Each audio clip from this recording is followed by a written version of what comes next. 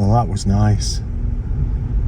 I was just coming into the refuge, coming through the cypress swamp, and a hermit thrush flew up, landed next to the road. I managed to get a couple of shots before it flew off.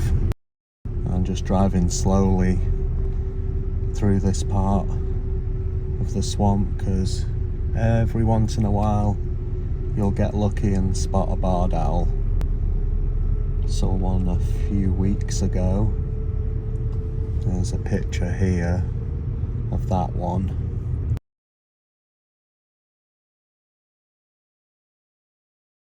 This must be a good feeding spot because the wading birds are flying back. The great blue's preening. Let's get the reflections really pretty. Okay, we came back up to the north end of the refuge to watch the sunset today. Get my Fuji out.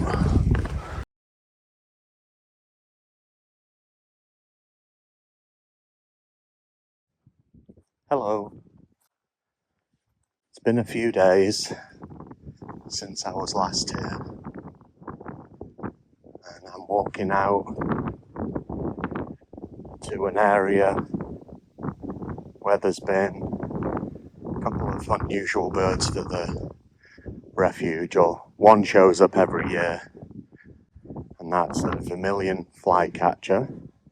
And then the other unusual bird is a groove-billed Arnie, and there's been two of them wintering at the refuge last couple of months, and so this is my first try to come out, see if I can find them, snap some pictures, and anything else I might find along the way. It's about 67 degrees, and it's been sunny most of the day, and that has brought the alligators out. Okay, so I found the Arnies. First one I saw just flew past me. I turned round to see where it had landed, and there was another one sitting in the tree. Probably the worst pictures of an Arnie ever. They disappeared. I think they went back the way I was hiking in. They seem to be heading that way, and so we'll see if we can see them on the way back to the car. So I was right, they did come down the trail. I heard one calling. They flew across the trail. They're sitting in a tree up here, but it's blocked by a palmetto. I think there. Oh, there's one right there. Oh, they're both sitting right there. God, I don't know how I'm gonna get a shot. Hello, I'm back at St. Mark's again. I was on my way to look for the bobcat again, and I saw these two. There's a merlin, it just took off, and of course I'm videoing this with my phone instead of trying to photograph it flying. Anyway, there's a merlin was perched in this dead tree, and behind it is a bald eagle. Prowl for a bobcat. I have some news to report.